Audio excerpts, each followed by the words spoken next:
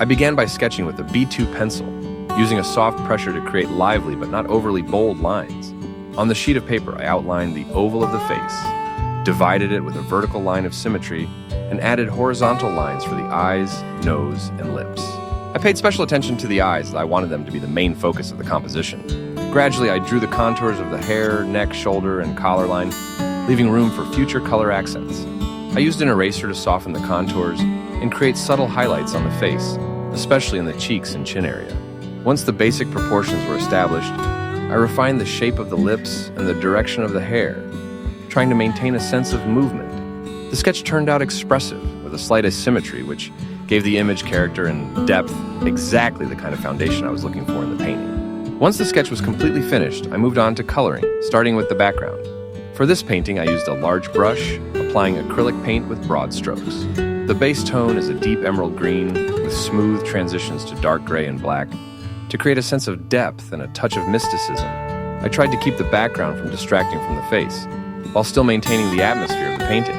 Then I moved on to the face. Using a medium brush, I applied a base coat of light beige, adding cool tones, light blues, and grays. This allowed me to convey cool lighting, contrasting with the warmth of the lips and the brightness of the eyes.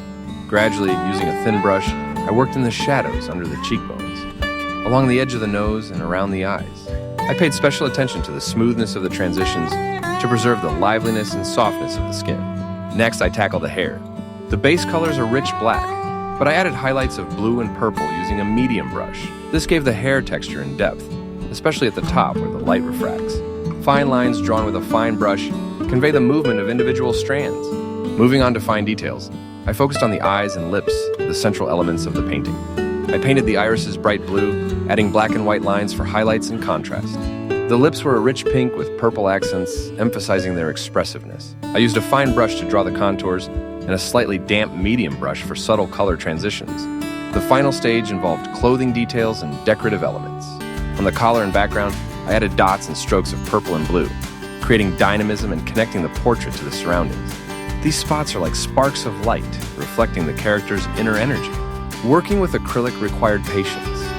I applied the paint in layers, letting each one dry to maintain the transparency and depth of the tones. The result is a combination of cool and warm tones, adding contrast and mystery to the image. Critical assessment of the painting. What worked? The artist successfully conveyed the power of the gaze and emotional intensity. The eyes, the center of the composition, are captivating, as if following the viewer. The color palette is expressive. The combination of black, blue, purple, and green creates a sense of mysticism and inner strength. The contrast between the bright lips and cool skin enhances the drama. What didn't work? In some areas, the hair is too thick, lacks lightness and airiness. More light and shadow could have been added to the face to emphasize the volume. The transition between the neck and the background looks a bit abrupt and should have been softened. What to add or change? I would add a subtle glow around the head to separate the figure from the background. Perhaps it would be worth experimenting with additional highlights, for example, light reflection in the eyes or lips, painting style. The work is executed in an expressionist pop art style with elements of neo-graphic art. It draws influences from illustration, comics, and emotional painting. Who might like it? This piece will be appreciated by lovers of contemporary art, fashion portraits, and those seeking emotional, visually powerful images. It is suitable for galleries, art spaces, and loft or minimalist style interiors, where contrast and the subject's gaze will become the focal point.